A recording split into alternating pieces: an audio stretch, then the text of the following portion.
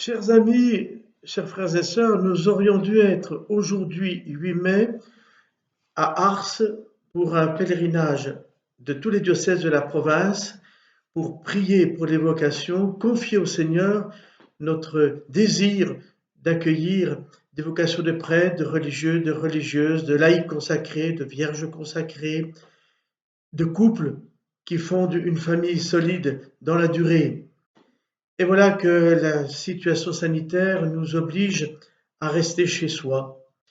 Mais ce n'est pas grave, parce que les moyens qui existent aujourd'hui, le numérique, comme l'on dit, nous permettent d'être d'une manière nouvelle, autre, en communion, en attendant de pouvoir avoir l'occasion de le faire en se voyant physiquement et en pouvant se saluer, en étant les uns et les autres à côté les uns et les autres. Mais le numérique nous permet cette manière d'être rejoints et d'être en communion. Alors, je remercie le Père Vincent Coutin et d'autres qui ont préparé cette matinée pour que on puisse les uns les autres, là où nous sommes, eh bien, réfléchir et prier pour les vocations pour nos diocèses. Et je voudrais citer deux personnes, l'un vénérable que nous connaissons bien, le vénérable Camille Costa de Beauregard, qui disait ceci: un homme est toujours heureux quand il est venu là où Dieu l'avait appelé. Un homme est heureux quand il sait qu'il est là où Dieu l'attendait. Et puis, alors qu'il était très proche de Saint Jean Bosco, eh bien, qui était à Turin à la même époque, eh bien, ce saint dit la même chose, mais sous une autre forme. Lui qui était très proche de la jeunesse et qu'on aurait pu désigner, que l'on désigne d'ailleurs comme l'apôtre de la jeunesse. Voilà ce qu'il disait. Je tire sa citation d'un petit livre qui s'appelle Une pensée par jour de Saint Jean Bosco.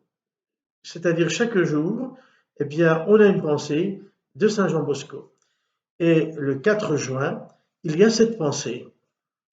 Quand je parle avec les jeunes, je trouve qu'ils ne peuvent pas chercher une perle plus précieuse que celle qui consiste pour chacun à connaître sa vocation. La perle la plus précieuse qu'un enfant, qu'un jeune peut chercher, trouver, c'est sa vocation, ce à quoi Dieu l'appelle.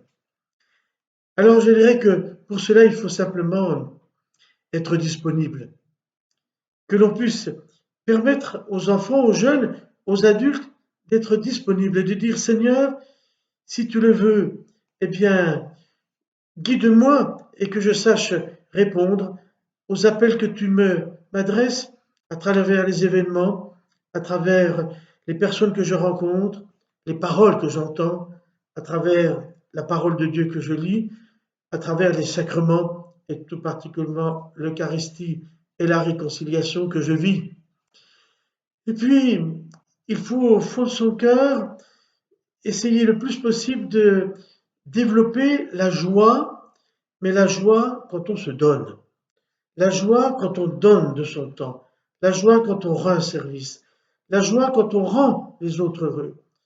La joie, en fait, de donner sa vie. Et on la donne quand on est marié. Les époux se donnent leur vie et ils suscitent la vie, ils accueillent la vie, mais aussi en choisissant de demeurer célibataire comme prêtre, religieux, religieuse, laïc consacré, vierge consacrée. Et dans ce célibat qui est choisi et donné, il y a toute la joie que l'on a de donner son amitié, son amour à tous ceux que l'on rencontre au nom du Seigneur. Mais ça n'est pas très simple, pas toujours facile. Et je terminerai en racontant cette histoire. Un jeune originaire de Tarentaise, dans les années 30, en 1932, fait une prière et il dit « Seigneur, nous avons besoin de prêtres. Alors, je te prie pour qu'il y ait des jeunes qui puissent répondre à cet appel et qui deviennent prêtres, qu'il y en ait beaucoup. mais ne me demande pas à moi parce que j'ai décidé de me marier et alors je ne pourrai pas être prêtre.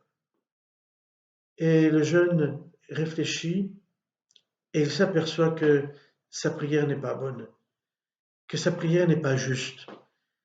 Et il dit au Seigneur, non, je ne peux pas quand même te limiter dans les choix que tu fais, dans les appels que tu adresses. Je ne peux pas te dire appelle là, mais n'appelle pas là. Alors il dit Seigneur, tu vois bien que pour moi c'est difficile de me donner. J'arrive pas à me donner. Et de me donner dans la confiance. Alors si vraiment tu veux m'appeler à être prêtre ou religieux ou religieuse, eh bien, prends-moi, parce que je ne suis pas capable de me donner. Et ce jeune, eh bien, est devenu moine. Il est devenu moine de l'abbaye de Ceffonds. Il a même été pendant quelques années abbé et il est mort il y a quelques mois à plus de 95 ans. Il avait, assez jeune, compris que se donner n'est pas simple et qu'il faut peut-être dire au Seigneur, ben, si tu me veux, prends-moi. Alors, j'invite nos jeunes et les familles qui vont pouvoir prier pour les vocations, eh bien, de pouvoir dire au fond de leur cœur, Seigneur, si tu me veux, eh bien, prends-moi. Et je vous souhaite à tous de passer une bonne matinée ou quelques heures ou quelques minutes ce 8 mai. En tous les cas, je serai moi-même en profonde communion avec vous tous en attendant eh bien, de se revoir les uns les autres et de pouvoir revivre un beau pèlerinage à Ars. Bonne journée à tous.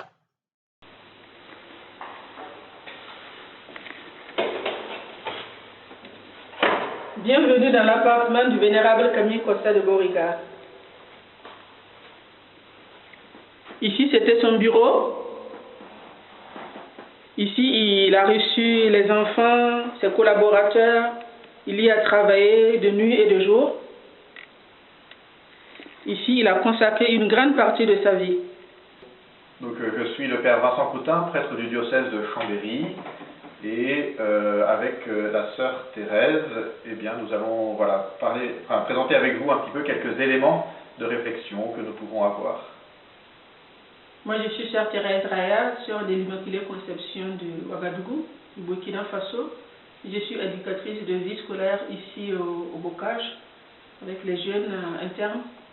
Et je fais partie du comité aussi Camille Costa de Beauregard. Voilà, ce comité travaille à sa béatification pour porter sa cause à la fois au niveau de Rome, mais aussi au niveau de la Savoie, pour que la dévotion du peuple de Savoie marque ainsi en fait la grandeur de sa vie, comment est-ce qu'il est pour nous un modèle. Pour du coup ce temps justement, nous allons à la fois profiter des éléments de réflexion que le pape François nous a proposés pour la journée des vocations, à travers trois axes qu'il tire de l'exemple de Saint Joseph, mais nous avons pensé plutôt partir nous de Camille Costa de Beauregard comme source d'inspiration dans ces mêmes axes pour nous aujourd'hui. Le premier axe de réflexion que nous propose le pape François, c'est la dimension du rêve. Saint Joseph a connu des songes et voilà, il nous propose de savoir partir de nos propres rêves pour pouvoir discerner nos vocations. Camille Costa de Beauregard lui-même a commencé en fait son chemin un petit peu intérieur par un rêve qu'il vécut un soir.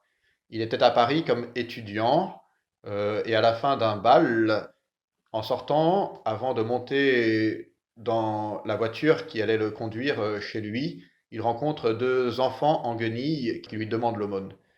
Alors, touchés par leur misère, il leur donne de l'argent et puis, dans la voiture à cheval qui le transporte jusque chez lui, il somnole et dans cette somnolence, en fait, il se voit les accueillant, leur fournissant tous les biens matériels et puis aussi spirituels dont ils ont besoin.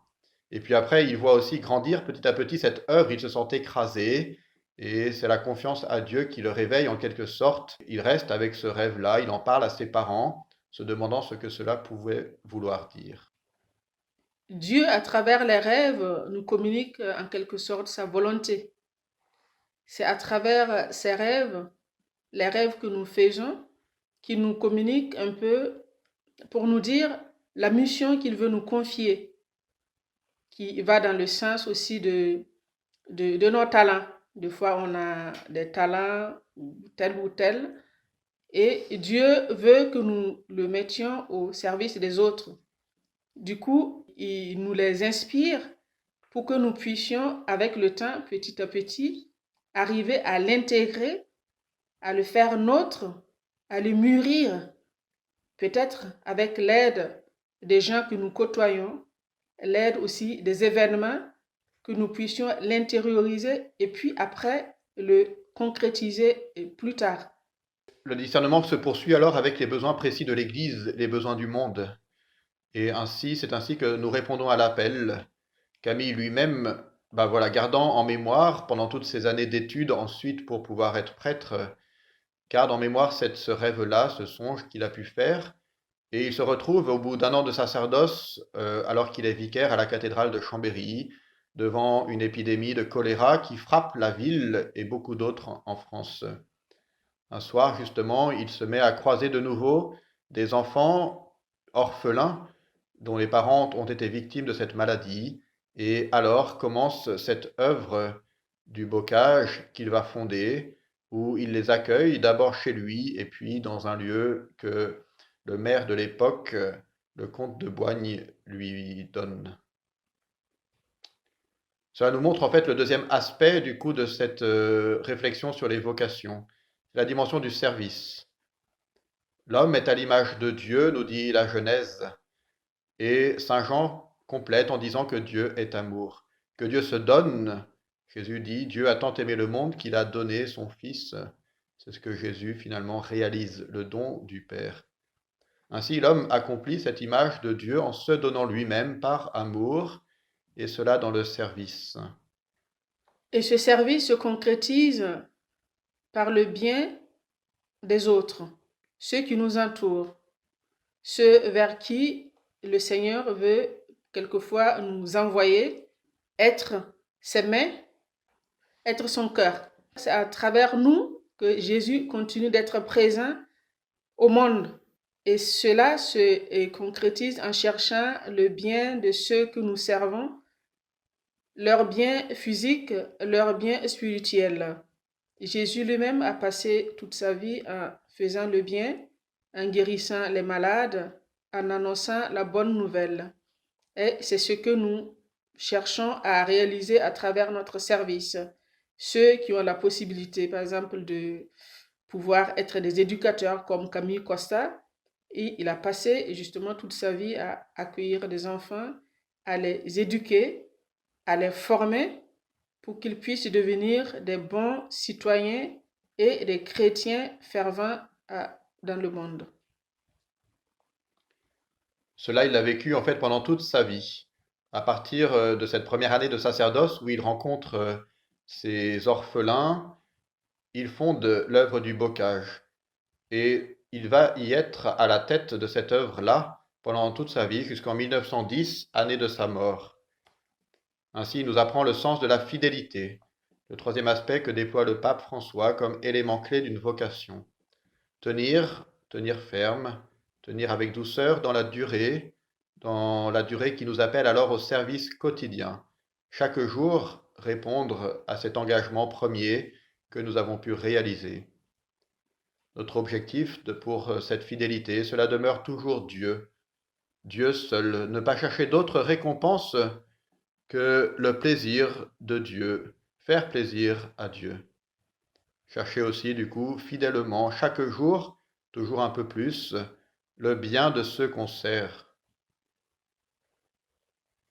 C'est ce que Camille a fait avec ces jeunes qu'il recueillait tout petits, qu'il éduquait, qu'il formait à des métiers et qu'il accompagnait jusqu'à l'âge adulte.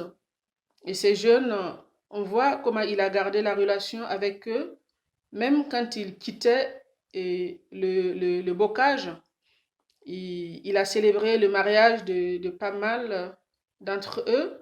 Il a baptisé leurs enfants et il se sentait vraiment en famille quand il revenait ici. il a maintenu une correspondance régulière avec chacun d'eux. Il leur donnait des petits noms. On voit dans les dossiers que nous avons regardés au bocage ici, toute la correspondance qu'il a eue avec eux et avec leur famille.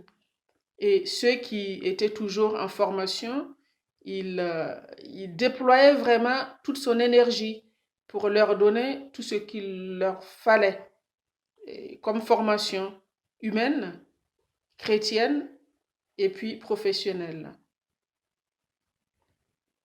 Voilà, cette fidélité, il l'a aussi vécue en dépassant toutes les épreuves.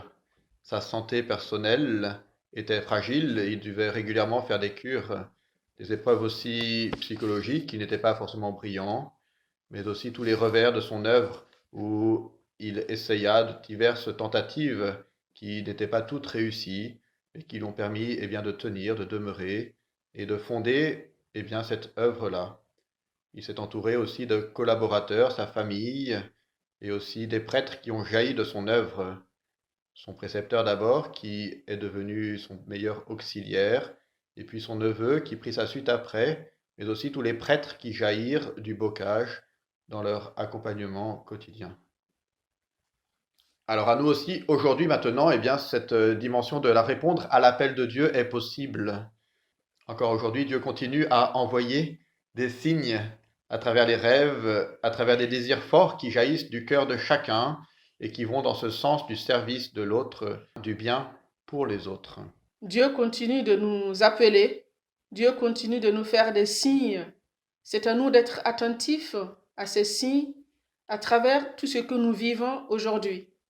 À l'époque de Camille, on a vu que c'est à travers une épreuve, l'épidémie du choléra, qui a suscité un peu son empathie d'aider les enfants. Aujourd'hui, à travers la crise du coronavirus que nous vivons, c'est sûr que Dieu nous fait signe et nous appelle à faire quelque chose. À chacun de voir ce qu'il peut faire, ce qu'il peut apporter de bien, de mieux, pour que le monde aille de mieux en mieux, apporter un peu d'humanité, un peu l'esprit de l'évangile du Christ dans le monde. Et un jour, Camille a dit à ces jeunes, « Un homme est heureux quand il est là où Dieu l'appelle. » Camille a été heureux au bocage, à travers aussi les épreuves, bien sûr, mais une joie profonde de voir grandir ces jeunes qu'il accompagnait. Nous-mêmes, nous pouvons être certains de cette joie que nous trouverons dans l'appel. Cette joie, elle est pour nous, elle est pour les autres dans la fidélité.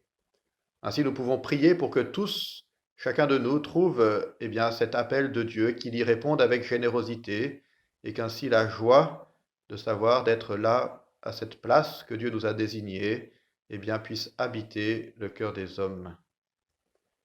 Vous avez pu voir tous ces lieux de vie de Camille, ces appartements qui sont restés tels qu'il les a connus, la chapelle où il repose aujourd'hui encore et où il aimait célébrer la messe avec les jeunes. Il y a l'internat qui existe, la maison d'enfants qui continue d'accompagner les enfants placés qui ne peuvent vivre directement dans leur famille. Il y a aussi le lycée agricole, horticole, qui forme, et puis d'autres éléments, d'autres facettes qui se sont déployées par la suite dans l'œuvre du bocage pour continuer d'accompagner chacun dans sa voie.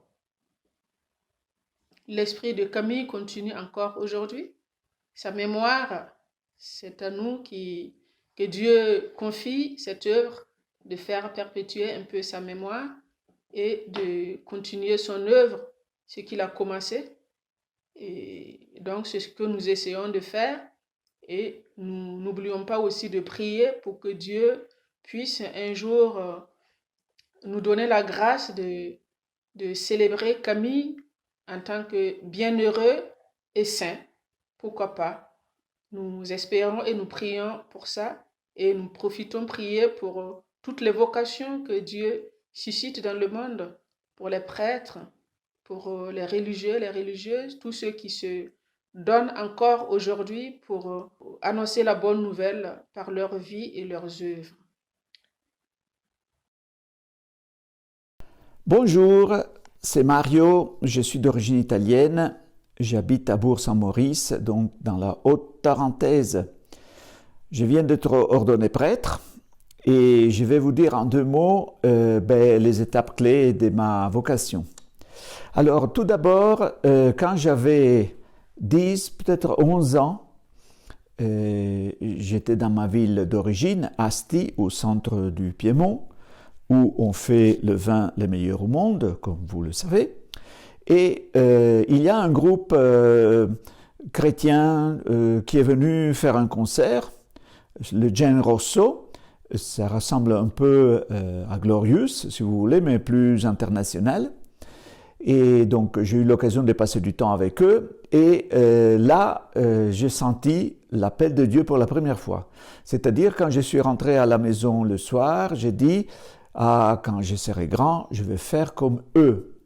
Alors, eux, c'était des consacrés. Et ils se sont occupés de moi, enfant, comme si j'étais un adulte, c'est-à-dire ils m'ont pris en considération, ils m'ont écouté, et pour moi c'était un moment clé. Voilà.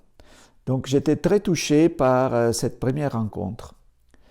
Après, une deuxième étape, il y avait pareil de la musique, un festival chrétien dans une cité pilote du mouvement des Focolari à côté de Florence. J'avais 14 ans. J'étais tout content de quitter la maison avec des amis pour la première fois, sans les parents. Aller loin, voyager la nuit, la musique, donc il y avait des raisons folkloriques, si on veut. Et là, à nouveau, j'ai senti que Dieu passait et il m'appelait à le suivre. Je ne savais pas trop comment. Et à ce moment-là, je me suis engagé donc dans un mouvement chrétien. Quand j'avais 17 ans, donc troisième étape, si vous voulez, je m'occupais d'un groupe d'enfants, j'ai fait de l'animation tout simplement, et je suis devenu ami avec une famille d'un des enfants, et la maman un jour m'a dit « Ah, tu sais, cette nuit, je rêvais de toi, et tu étais habillé avec de longues manches blanches, je crois que quand tu seras adulte, tu deviendras prêtre. » Et elle m'a dit, j'ai fait des rêves pareils dans d'autres circonstances et se sont toujours réalisés, tels que je les avais imaginés, dans ma fantaisie, si on veut. Voilà, deuxième étape aussi qui m'a marqué. Et donc, vous voyez, première et deuxième étape, ce sont les autres qui ont influencé, qui ont joué un rôle capital dans mes choix. Après, j'étais à l'université, donc j'étais à Milan. C'était une vie un peu solitaire, donc j'ai loué une chambre à une vieille dame tout près de l'université. Et j'étais très fidèle d'un côté à la messe, presque tous les jours, et je m'étais très attaché au chapelet. Donc, pratiquement tous les jours, j'arrivais à sortir, faire une promenade dans le quartier très laid, et réciter le chapelet. Alors, je n'avais pas toujours toute ma tête, mais c'était des moments importants, évidemment. Et je crois que Dieu a pris en considération ma fidélité. Voilà, avec toutes mes limites, mais j'ai essayé quand même d'être fidèle à ces moments de prière.